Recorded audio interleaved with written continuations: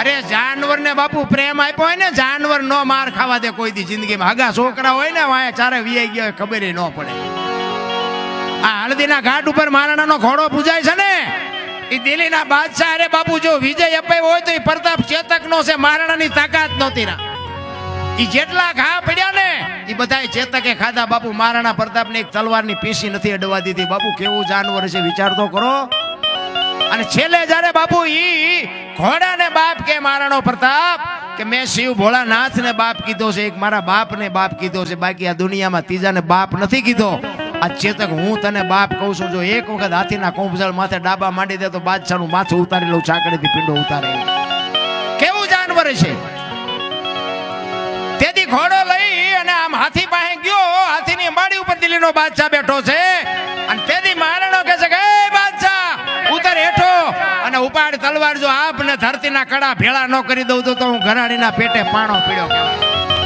તેથી વગર ડાકલા પીડ્યો બાપુ બાદશાહ ધ્રુજવા. એ કે મારો બેટો હમણાં અહીંયા આવશે. અને બાદશાહ બાપુ આમ અંબાડી ઉપર બેઠો હતો ને, મહારાણો પ્રતાપ આમ દુશ્મનને જે વેરતો હતો ને, એક એક ગાયે 5-5 ના માથા ઉડાડતો હતો જેમ બાજરાના ડુંડા લાણે. તેથી દિલ્હીનો બાદશાહ વખાણ કરતો હતો કે વાહ દરબાર વાહ, તારી જનતાને ધન્યવાદ દેવો પડે. આ 22,000 ને હું રોટલા દઉં છું, પણ તારા જેવા જો મારી પાસે 10 હોય ને આખા હિન્દુસ્તાનમાં કોઈને રાજ ન કરવા દઉં. બાપુ દુશ્મનને વખાણ કરવા પડે, ઘા કરતા આવડે. તેથી ચેતકને બાપ કે છે મહારાણો. અને એ કે છે એક વખત હાથીના કુંભતળ માથે ડાબા માંડ અને એક ખેતરમાંનો રાઉન્ડ મારીને જબાંગ ઝાક લઈને ઘોડાને મૂક્યો વેતો. અને તેથી પેગડા ઉપર પગ સાડીને ઊભો થઈ ગયો ને હાથમાં ખુલ્લી તલવાર અને વંટોળિયો જાય એમ ઘોડો ગયો ને હાથીના કુંભતળ માથે ડાબા માંડ્યા ને એક ઝાટકો માર્યો ને હાથીના 2 ભાગ કરી નાખ્યા. કોની પાસે વાતો કરી?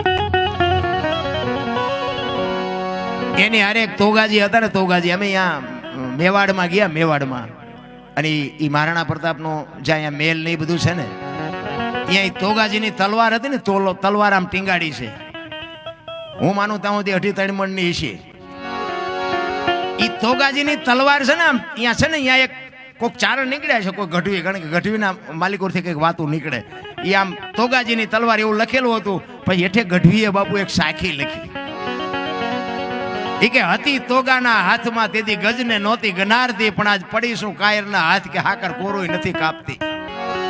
તોગાના હાથમાં જેથી હતી ને તેથી હાથીને હું નહોતી હારતી. હાથી માથે જો ઘા કરે તો હાથીના 2 ભાગ કરી દઉં, પણ અત્યારે રાકા કોઈ ઉપાડે એવા જ નથી, હાકર કોરોય નથી કાપી શકતી.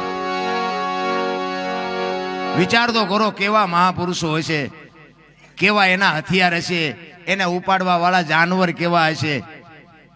એ અમારો સમાજ છે બાપુ, અમને ખુમારી ન હોય.